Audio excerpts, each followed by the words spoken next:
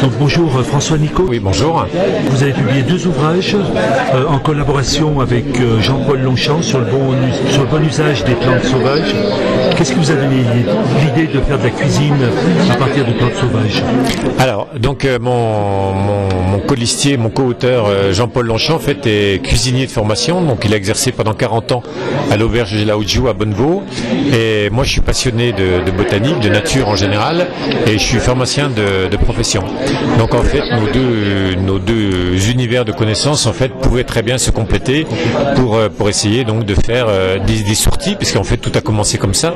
On propose donc des sorties nature l'été. On en a encore fait une ce matin, si vous voulez, où on propose à une vingtaine de personnes de les balader dans les bois, dans les prairies, etc.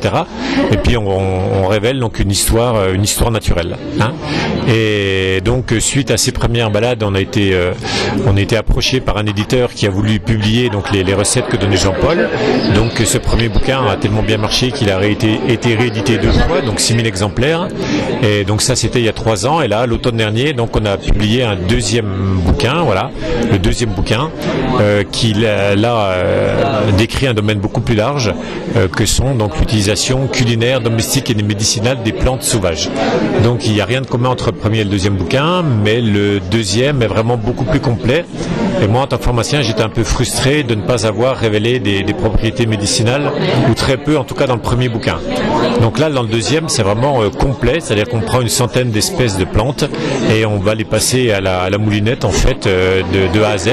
Donc à la fois la reconnaissance dans la nature, il y a des photos évidemment, et puis ensuite Jean-Paul donc a donné de nouvelles recettes quand la plante était intéressante à cuisiner. L'utilisation domestique, donc c'est l'utilisation traditionnelle, c'est-à-dire pourquoi le saule pour faire des paniers d'osier, pourquoi voilà, il y a des tas de choses, pourquoi le purin d'ortie, pourquoi et ensuite il y a vraiment un bon volet aussi plantes médicinales mais pratique, c'est-à-dire on dit exactement au lecteur quand ramasser la plante, où la ramasser, comment la sécher, quelle quantité utiliser, etc. quoi. Donc c'est vraiment quelque chose qui se veut très très complet. Est-ce que vous avez eu besoin de faire un gros travail de recherche en amont, que je veux dire, pour préparer ces ouvrages? Alors oui, effectivement, c'est un bouquin qui nous a demandé 2 ans de travail, donc 6 mois de bibliographie, c'est-à-dire que sur des bouquins évidemment, hein, on a essayé aussi d'interviewer beaucoup de personnes âgées qui étaient censées connaître l'utilisation, on va dire, plutôt empirique des plantes. Là, on a été très déçus parce que on pense qu'il y a vraiment eu une rupture dans la chaîne de passation des connaissances. Hein. Voilà. Ensuite, il y a eu une année pleine alors de photographie, puisque j'ai réalisé la totalité des photos de ce bouquin. Donc une année pleine de photographie donc dans la nature et photographier toutes les recettes, enfin tous les plats, etc. Tout a été photographié et ensuite 6 mois de rédaction. Pour les photographies, c'est vous uniquement qui vous êtes chargé de ce travail? Oui, il y a une répartition des tâches.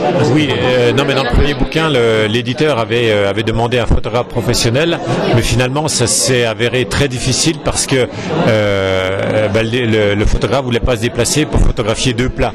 Donc il fallait que le cuisinier les fasse en face 8 ou 10 d'une soirée, ce qui était guère possible, quoi.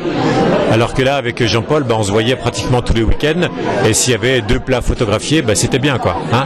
Et pour photographier les plantes dans la nature, c'est quasiment impossible de demander à un photographe d'aller photographier telle plante, parce qu'il n'est pas censé non plus les connaître, quoi. Et puis pour les recettes de cuisine, donc est-ce que vous avez retrouvé des vieilles recettes de grand-mère en quelque sorte, quoi? Oui, bien sûr, oui, il y a quelques vieilles recettes, mais l'idée n'est pas trop là, c'est pas trop de dire avant c'était mieux que maintenant, etc. Non, faut savoir aussi, et je le dis pas mal dans le 2e bouquin, qu'il y a eu beaucoup d'utilisation empirique des plantes, mais qui n'ont pas été avérées. Hein, c'est-à-dire traditionnellement, telle plante était usée pour telle chose, puis finalement maintenant avec les moyens modernes de connaissance, eh bien on sait que c'était une vaste fumisterie parce qu'il n'y avait aucune raison que telle plante serve à telle chose. Donc voilà, faut un petit peu se méfier aussi de ce qui était de l'utilisation faite par nos grands-mères, avec tout le respect que je leur dois, parce que elles-mêmes héritaient des connaissances de leur grand-mère et c'est pas toujours vrai, quoi. Hein. Donc faut aussi se méfier, si vous voulez, et ne surtout pas dire ce qui était avant était beaucoup mieux que maintenant, parce que maintenant on a les connaissances et il faut faire avec. Est-ce que vous avez d'autres projets pour pour l'instant, le 2e bouquin est sorti en septembre, donc vous voyez, on le présente. Ce matin, on faisait une balade, donc qui a duré 3h30. Cet après-midi, je suis là. Jean-Paul fait la visite de sa ferme. Donc pour l'instant, on calme un peu le jeu. Oui. Et on prend tellement plaisir, nous, à être dans la nature, mais souvent seul, que pour l'instant, on n'en a guère le temps, quoi. C'est un peu paradoxal, mais... Eh bien, merci beaucoup. Mais je vous en prie, merci.